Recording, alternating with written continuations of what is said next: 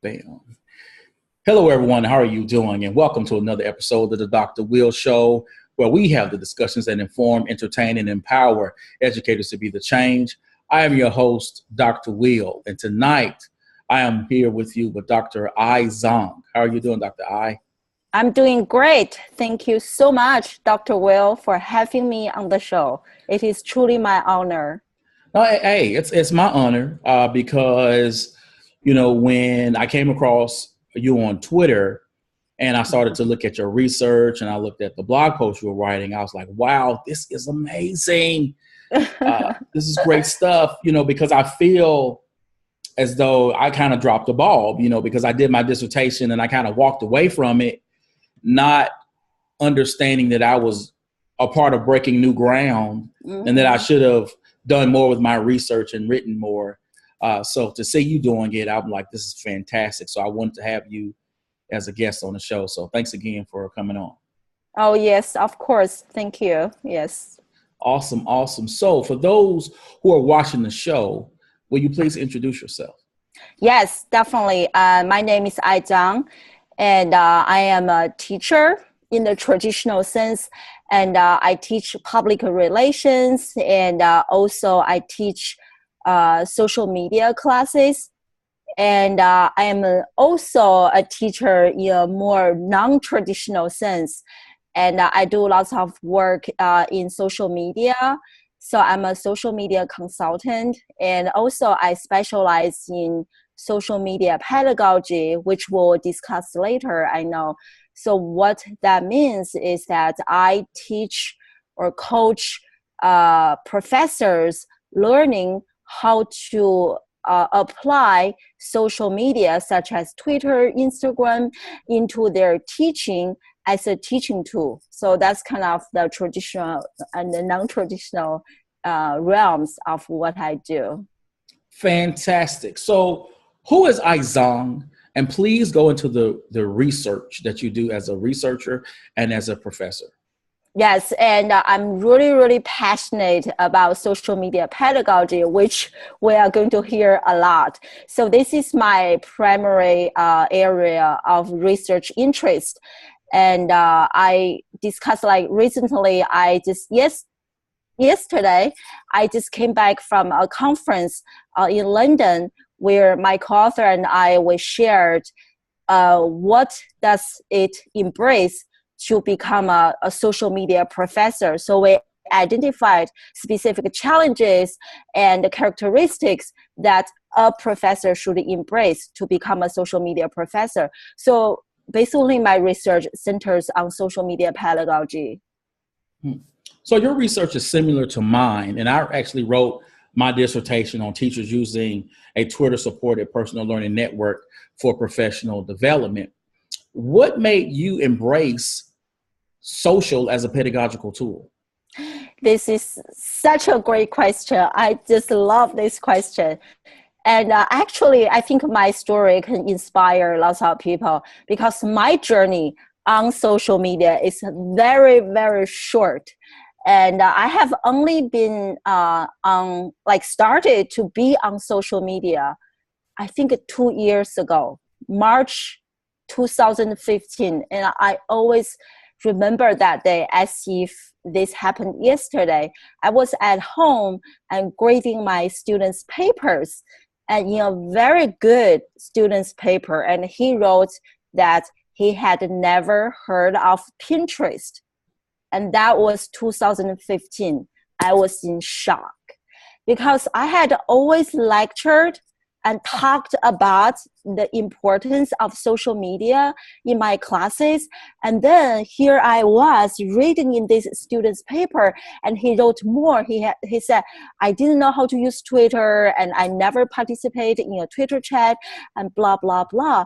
I was like, oh my God, in my mind, I always assumed digital natives, they were really digitally savvy.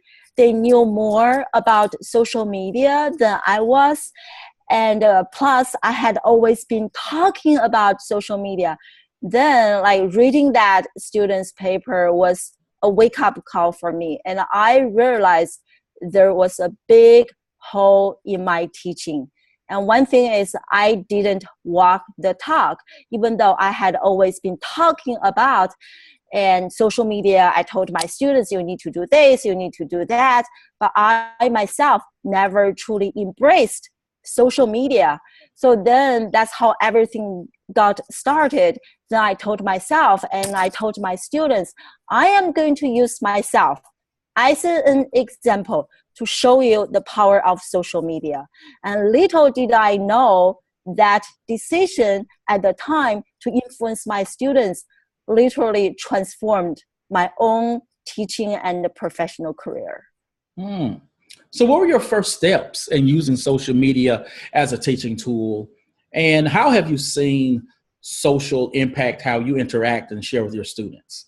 Yes, and I started with Twitter because I teach communication classes and many professionals are on Twitter.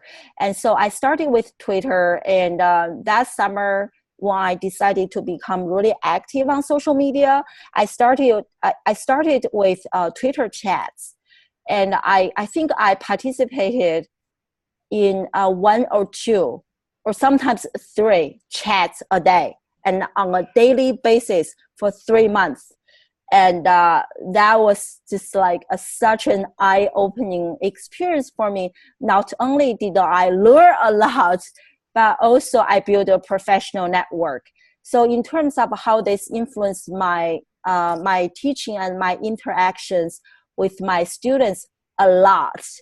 And I think overall, social media pedagogy made me a better professor in several ways. And one thing I hear a lot from my students is that I am really relatable. And I think because I'm speaking their language, especially when I use Snapchat, and my students, they were commenting, hey, Dr. I, you are also on Snapchat? They can't believe that. I was like, why not? And it is really interesting. And I really see myself as a coach in the sense that I am with my students all the time. You know, traditionally, you come to a class and you say bye to the students after class is over. But social media really allowed myself to be available to my students almost 24/7 if I want. And so that is incredible because many times learning happens outside of the class. So making myself available to my students, I was really able to hear or experience that aha moment from my students, which is truly amazing. I definitely feel being closer to my students and they are more willing to share everything with me. And it is incredible. I just love it. Yeah. Wow. So now I want to throw this out there to you because you mentioned Snapchat, which I am not on it at all. I just can't get into it. So what made you jump into that format? And what do you have any concerns with connecting with your students on social media, particularly outside of class? Because I know some professors are like, hey, I'm the professor, you're the student. Now, outside of class, you know, we have a clear cut in that relationship where we don't interact, you know, because we don't, you know, it's a faux pas, you know, because you don't want those relationships to maybe get a little too personal. So what is your rules? I guess, you know, like when you're on here and you're talking to your students. So what are your rules with interacting with your students? And are you ever concerned about having those relationships, those conversations on social media outside of class? Yes, that's another great question. I really see myself as a facilitator, as a coach. And I know that I saw some of your other questions.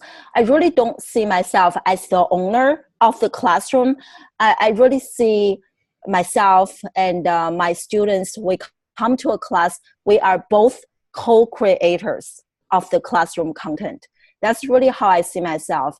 And I don't really mind outside the class. I think one thing I love social media is because social media kind of break down this physical barrier and the power distance between the teacher and the students. You know, like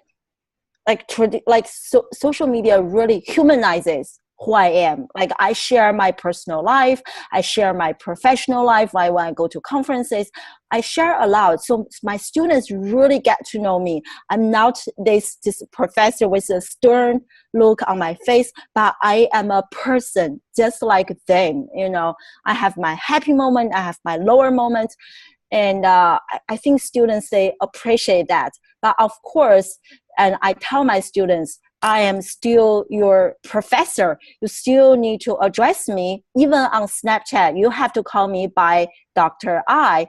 So I still want to remind my students that I am their professor. But at the same time, I'm also their, I don't want to call friend, but they can share everything with me, you know, also at a closer level. So I guess I'm both, like almost, I don't even know how to describe myself. But other than being a facilitator, I see myself as a coach.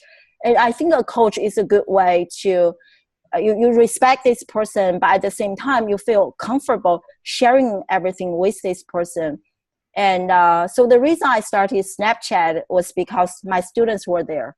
And but now, like, I can see that more students are on Instagram.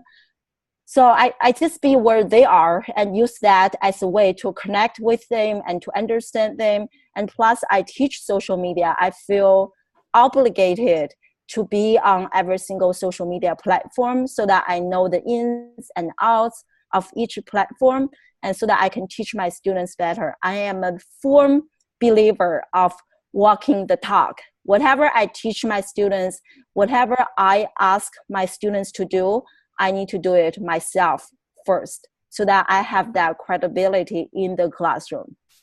I'm loving this podcast, Dr. I. This information is so good. So, you know, when you talk and teach to other professors, you know, the academy, and you know this better than I do, but it's not very innovative. You know, the teaching practices are the teaching practices, and they've been doing this thing since the 1950s, 60s, whatever. It's, hey, I get up there, I do my lecture, I got my PowerPoint, I do this. And when it comes to trying out new ideas and being innovative, it's not generally thought of as something that, you know, we do or that they do. So when you are talking to them, what goes into the mental shift from teaching purely lecture style to implementing platforms like Twitter, Pinterest, YouTube into one's teaching practice? Yes, I have to tell you, there is lots of resistance, and there are definitely professors like myself, but I think we are the minority. And many, actually, we share this in our research recently, and many professors in higher education and still perceive social media as a fad or a trend. You know, in fact, when I was proposing social media classes at my own school, and the reaction was like, social media? Everyone can teach a social media class, and students, they know everything about social media. Why are you teaching a social media class? So there's definitely that resistance. Definitely. I think most people's understanding of social media is very shallow. And our students, they tend to use social media specifically as an entertainment or a toy, you know, and they are very good in terms of using social to chat with their friends, to follow celebrities. But if you ask them to use social media as a strategic communication or business tool, and they need lots of coaching from professors. So there's definitely that resistance. I have to almost fight and to legitimize myself within the existing curriculum. Yeah. So, you know, in K through 12, we hear a lot about who owns the learning, you know, which means that is everything coming from the teacher or the students have ownership in their learning. So in this digital age, how, and thinking about social, how has social changed the dynamics between the teacher and the professor?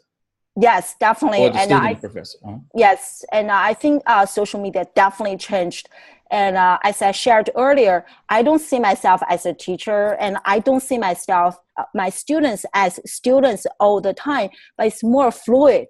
It's a fluid, a power relationship. I'm a teacher at the same time. I call myself forever student, and my students. There is so much I can learn from my students, especially in terms of technology changes, all those things. So I really see students and teachers, we are co-creators of the classroom content, and nobody owns, and we both own the classroom experience. And one thing with using social media is that we are really breaking this kind of the physical walls of the classroom, in a sense that we are inviting professionals from the industry to join our classroom discourse. So we all own, in a way, this classroom content, this classroom atmosphere. We all own this. And because I use Twitter a lot in my classes, I have a class hashtag for every single class I teach. And it is very common to have practitioners join our classroom discussion. And when that happens, and my students, they were like, oh my God, that person is commenting on my tweet. And it is always such an amazing experience, helping students understand that what we discuss in the classroom has real life implications. And so I just really love that. I think really opens the classroom door by inviting all the interested parties to join our conversation, especially when there's any national crisis, like when United happens. If you jump on Twitter, you can actually have conversations with people outside of the class. And that is really amazing. That is why we're here to teach our students, to really, at least in my classes, to teach them to engage in communication with the professionals, with real life people, not just like students or myself. That's only part of the class goal. But the larger goal is to really interact with everyday people. Yes. Cool. So, in conducting research for this interview, I came across your Facebook page, and which is awesome. People, you need to go there.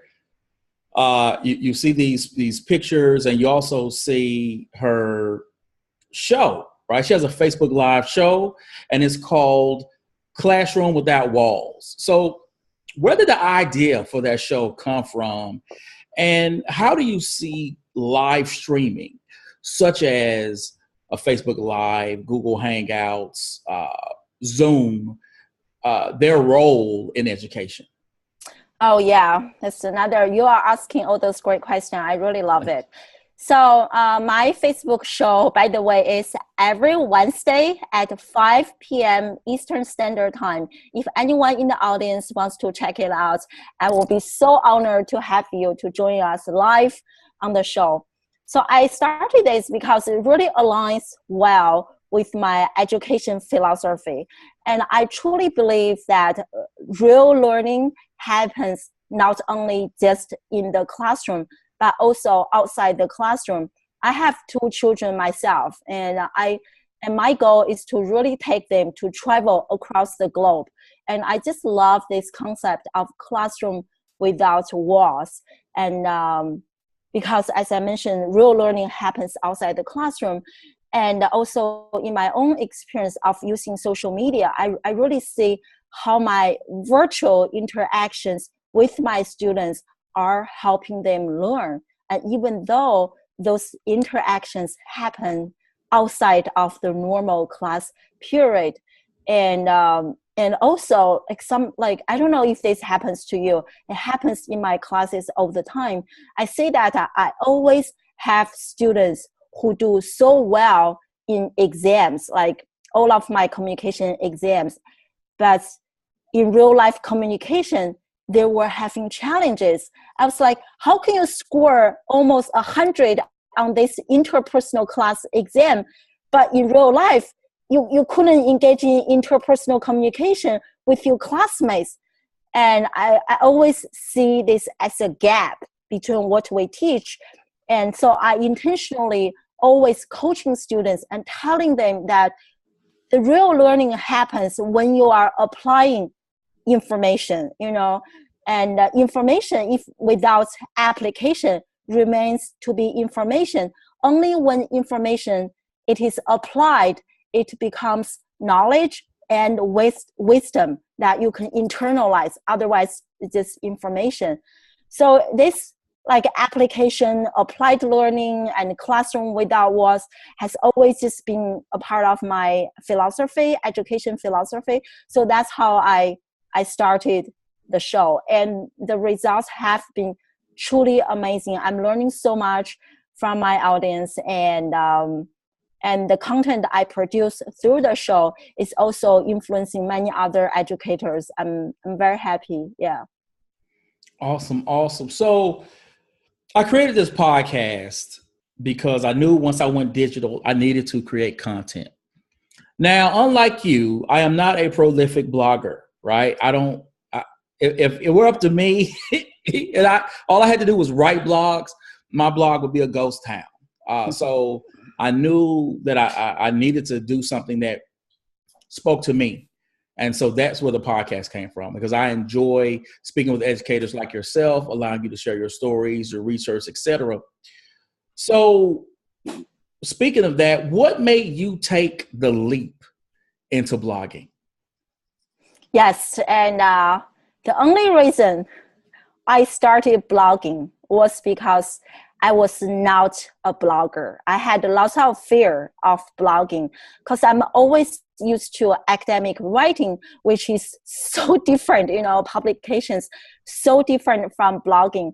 And I think my journey of being on social media really helped me see like how digital storytelling can help me build connections with others and can share knowledge, can create knowledge. I just love it. And I just want to challenge myself more. And therefore, I chose blogging because I was not a blogger to begin with. And I didn't start until May this year. Wow. And I just pushed myself. And before this point, I blogged 4 times in my entire life. And I think 2 of the 4 times, they were guest blogging invitations. Someone invited me. So that was 2 times were forced. So I think I only blogged 2 times out of my own desire. That is safe to say. And but like in May, I decided I'm going to challenge myself. And so I blogged regularly, almost a daily, but definitely very regularly. And after 2 months, I earned a top writer in social media status on Medium. I don't know if you have heard of Medium, but it is a popular blogging platform. And that really encouraged me a lot. And now I just do it weekly, and or like sometimes I have 2 articles a week. I just love it. And I'm so glad that I took the challenge. Now I know that I can do this. Yeah. And also, I forgot to answer one question you asked earlier about live streaming. I just love live streaming with my Facebook show. And as I mentioned, in classroom, it's co-creation of content. So I really love live streaming because you have audience live join you. And my audience, to a great extent, really constructs. We are co-constructing the content of my Facebook live show because of the questions they ask. Sometimes I have my own questions, but many times the questions from the audience, they're so good. I don't have to ask my own questions. And I just love it. And I show my audience who I am in a really authentic way. But at the same time, I just love the contribution from my audience to help me shift the direction of my every single interviews. And to me, that is really powerful. It is like 2-way communication as opposed to like blogging. It is good, but it is more like I talk and I have an audience listen, but live streaming is like two people are having a conversation at the same time. Oh yeah, oh yeah, oh yeah. I love it. I love it. I want to do a live stream with Periscope at some point in time. I just need to sort of think about what I want to talk about and just let it rip. I definitely love the interactions with these my podcast interviews, and I've interviewed people who are podcasters themselves, and then they do audio only. And I tell them that, I have audio only versions that go up on SoundCloud and iTunes. But the reason I do video is because I see the person and I see facial expressions and I see movement. Yes. And it makes the conversation more rich. And I'm able to get into a better flow with them. And I think it makes the interview a lot, just a lot better. And then when you hear it, it has a different tone to it as well. So I love video. And so I want to throw this out there for you because, you seem to be so fearless, just jumping out at these things, when, there are so many educators, whether it's in K through 12 or in higher ed, they just have such a fear of getting on social media. And the first thing they hear about it, it's Beyonce, it's cat videos, it's something that has no sort of, I guess, redeeming quality to it. What do you say to those educators who, even when you speak to them and you say, hey, this is all the wonderful things that they can learn from, and whether it's streaming or blog posts or listen to a podcast on the way to work, like this is some great learning that they can get, but they are afraid to take that leap. What do you say to them? Yes, and I think there are several ways. And one way is ask those people, do you care about your students? If you really care about them, and in my personal experience, like teaching this way and connecting with students through social media help students learn better. And you become more relatable to the students. And I think I think the key is not to focus so much on yourself, but to focus on the content you are producing, to focus on the students, and to think about how doing what you are doing right now can help your audience. And I think that really helps me a lot, because if I always think about myself, my hair, my look, my accent, all those things, I will become obsessed with all of them. But once I shift from myself to my audience, to my students, my audience, and people like you and other educators who are consuming my content, and focus on the value that I'm providing, and the pressure is a lot less. And I also get a lot more motivated knowing that I am making an impact by the knowledge I'm producing. And it is fascinating, traditionally we can't do this a few years ago, right? I can't just sit in my hotel room in Seoul, Korea and producing a Facebook Live that hundreds of people are going to watch it. It's not going to happen. So it makes me feel really empowered. The knowledge I'm producing can impact others. So I think a way to really help those people to see the influence is to ask them, do you care about your students? This can literally impact and transform your students' lives. And the second is to use ourselves as an example. I walk the talk. When other educators are challenging and questioning this, I was like, look at me, look at how social media is transforming my teaching practices and my professional career, because of what I'm doing. And I gained like a research collaboration, speaking engagement, and people just reach out to me and ask me to help them developing their personal brand. So I also gain clients that way. And right now I'm developing my first social media pedagogy class, and I'm doing so much. Everything can be traced down to my social media presence. And And I just love it. And I think there's nothing special about me. If this can happen to me, this can happen every single professor who is embracing social media, who is embracing technology, and those transformations can happen to them as well. Cool. And I'm glad you just brought up branding, because that's going to lead us to our next question. Because I know a lot of educators who they don't like to consider themselves as a brand. And that's one thing when I talk to educators about using social is the need to build and protect their brand. And, you know, they go, look, I'm not Tide, you know, I'm not Apple, I'm not this. But when I talk to them, I'm saying, we're just talking about your reputation. And I'm talking about when people do a Google search, what do they see? What comes to mind? What expertise is out there that says that you are able to do X, Y, and Z? What do people go to you for? And so I try to break it down to them in that way. So would you please speak to the importance of using social to build one's online presence? Yes, it is so crucial. It is so absolutely crucial. You know, like everyone, like nowadays we Google about everything, you know, like we Google each person's name, like how you found me. You probably Googled me to know more about me. And I really see online, the internet space as a vacuum, you know, and everyone can fill in that vacuum.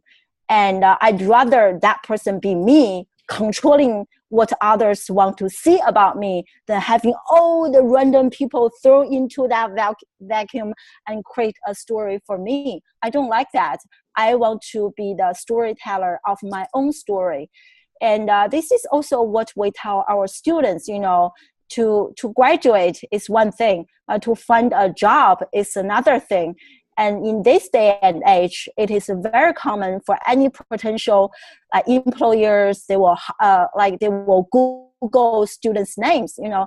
And in those times, that personal branding is very important, you know. And I think the same thing can apply to educators, you know.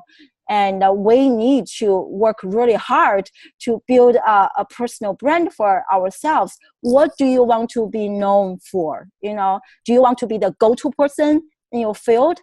And those are some very questions I tell my students. You know, you want to build yourself as the go-to person in whatever field you want to be hired. And the only way to do that is by producing content aligned with your goal. You know, like one mistake I made in my personal branding journey is that I didn't understand my why. And I hope the audience in your show, they understand why are you on social media the first time, at the first place. You know, what is your goal? What do you want to accomplish? Once you understand that, and you just need to create content and to help people understand who you are. And but your goal really helps you strategize your content creation, makes everything a lot easier, and makes building a personal brand a lot easier. Yeah. Y'all don't know, I've been sitting here, I've been fighting back from not clapping. This Dr. I'm telling you, it's so good today. I was just sitting here, I just wanted to do this. This is such amazing. Oh, thank you. Content. You're welcome. You're welcome. So before we go, what is your call to action for those educators who may watch this podcast? They may watch one of your Facebook Live videos. They can see one of your blog posts, and they're thinking, okay, I'm going to give this a try, but they don't know where to start. Mm-hmm. How do they get started, and what should they be looking to do, and what pitfalls should they avoid? Yes, definitely. And I think if someone is really new to social media, and I think maybe it's better to start shadowing a person. Like, I'm sure every field there are people who are really active on social media and using this for learning, research, personal branding, all those purposes. And I think this person can maybe just like choose a few people and to follow them or stalk them on social media and to foot in the door, to see what they are doing, and then slowly, incrementally, like take baby steps. I started with Twitter, and maybe you can also start with Twitter yourself and check out a few. And I myself, I also join a few like Twitter chats related to higher education, learning, and technology. So maybe you can start with just join one Twitter chat to see how you like it. And I think most people will like it because as educators, we really enjoy learning. And just take baby steps and to see how this is going to influence you. And also I recommend join a supportive personal learning network, and in today's information age, there's only so much we know, there's only so much I know, and I really enjoy and love learning from others. I personally join a number of like personal learning networks like Facebook groups and other Twitter groups, and just learn from people and support each other, and knowing that you are not alone on this journey. And it's very encouraging. So I recommend this person do those. And you will definitely have fears. You are definitely going to have fears. And so my recommendation is the only way to overcome our fears is by acting on those fears. There's really no other way to get around this, And with everything is changing so fast, the longer you wait, and the longer it is going to be harder to get started, And the biggest mistake I made, as I shared earlier on my social media journey, is that I didn't have a why. I was just all over the places, and my message is now very cohesive. And because I didn't know why I was on social media in the first place, but now, as soon as I identified my why, and everything just fall into the right track. So really understand why you want to be on social media, and that will help you construct your messages that you want to share with the outside. Awesome. Thank you again, Dr. I, for being the guest on the show. Thank you so much, Dr. Will, for having me. And I just love talking about those things. And I really hope more educators start to see the power and transformation of social media and start to embrace it. Excellent. So people, you know how I do this. This is going up on my blog. This is going up on YouTube. Please subscribe to my channel. The audio is going up on SoundCloud and iTunes. People, follow, subscribe, leave reviews. And of course, I'm going to tweet this out. I'm going to put this on LinkedIn, share it on Facebook as well. And a blog post will be created. So people, as always, invest in you, EDU. Peace.